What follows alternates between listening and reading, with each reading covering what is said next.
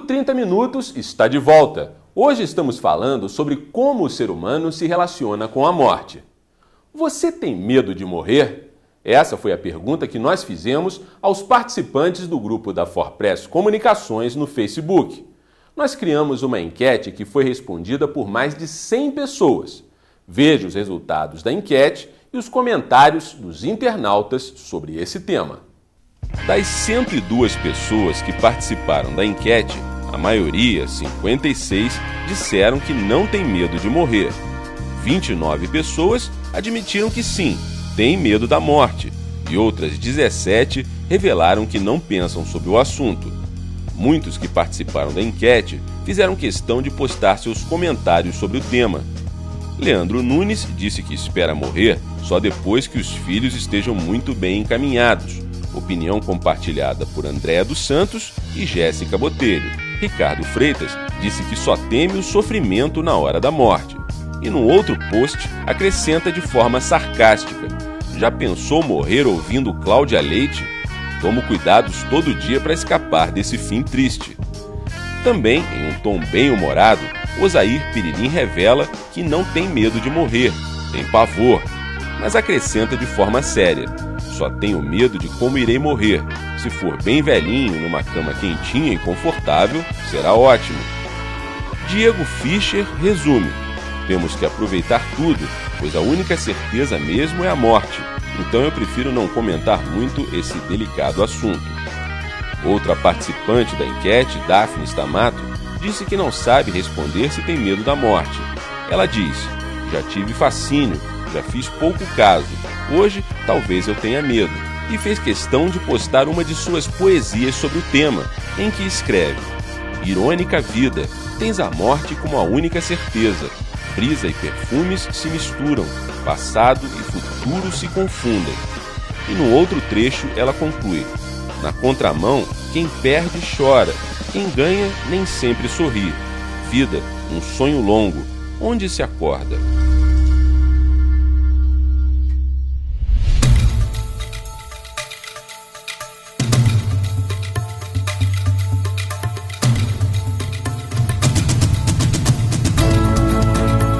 O surgimento dos cemitérios no Brasil foi consequência direta da insalubridade das cidades. A individualização do cadáver, do caixão e do túmulo aparece no final do século XVIII, não por razões religiosas, de respeito ao cadáver, mas por razões político-sanitárias. Antes, os mortos eram enterrados em igrejas ou em locais comuns, muitas vezes em quintais, no fundo das propriedades. Em Teresópolis, nossa equipe foi acompanhar os bastidores do principal cemitério da cidade, o Carlinda Berlim, no bairro Vale do Paraíso. Para Tânia Matos, que administra o local, cuidar de uma área de 29 mil metros quadrados, com mais de 5.400 sepulturas, não é tarefa fácil. O mais difícil em administrar é a extensão que ele tem, né? São 29 mil metros e não está cercado, né? Não é o único cemitério que não é fechado, a gente administra 9 cemitérios.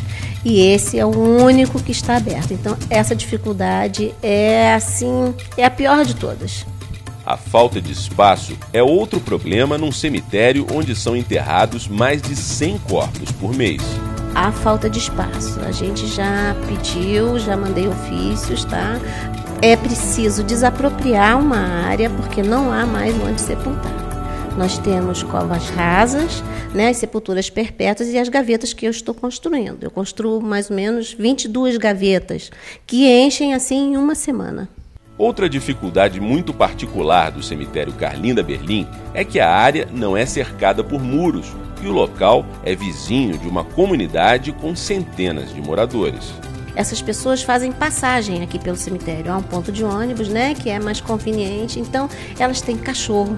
Os cachorros sobem para o cemitério. Crianças sobem nas sepulturas, tá? Agora, eu estou com um guarda municipal. O necessário para mim seria todos os dias, né? Mas ele faz dia sim, dia não, porque é plantão, que coíbe, que me ajuda muito, mas você tem que estar sempre limpando, porque, né, sujam muito. Esse é o maior problema. A comunidade aqui é um problema para mim.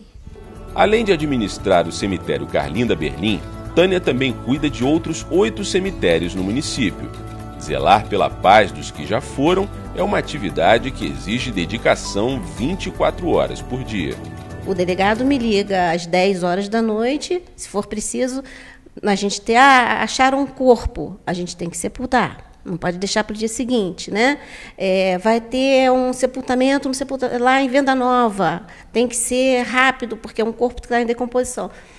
Então, eu lido com isso também. Fora daqui, a minha casa, o meu celular é 24 horas no ar. Cemitérios são locais que até hoje atraem interesses misteriosos. Existe sempre o mito de que cemitério, né? Apareceu à noite, eu escutei um barulho, apareceu à noite, eu vi um vulto. Não existe essas coisas. Os mortos, eles não incomodam absolutamente ninguém. Esses vultos são pessoas vivas que vêm aqui, né? Tem vários grupos que vêm e fazem trabalhos, assim, tem góticos que gostam de à noite visitar cemitério. Houve uma época que eles violaram sepulturas, né? Sentavam em cima das sepulturas, abriam sepulturas, a gente encontrava, não retiravam nada, mas a gente encontrava os tampos de sepulturas abertos, andam todos de preto e são jovens. Mas o maior desafio de Tânia até hoje foi enfrentar a tragédia do dia 12 de janeiro. As centenas de corpos das vítimas mudaram totalmente a rotina de trabalho no maior cemitério de Teresópolis. Alterou totalmente. Imagine você com um grupo de 9 funcionários, né? Que existe uma rotina, a gente faz 8 sepultamentos por dia, 4, é variável. Você recebeu uma notícia às 3 horas da manhã que estávamos vivendo uma catástrofe e que teriam muitos corpos. Alterou totalmente. Nós trabalhamos de 6 da manhã até as 2 da manhã. Incansável. A minha equipe foi fantástica, tivemos uns voluntários, mas agora alterou totalmente, porque eu tive que abrir 360 covas de um dia para o outro, né? E foi assim foi uma coisa assim incrível. Só Deus mesmo para nos ajudar, mas nós demos conta, graças a Deus.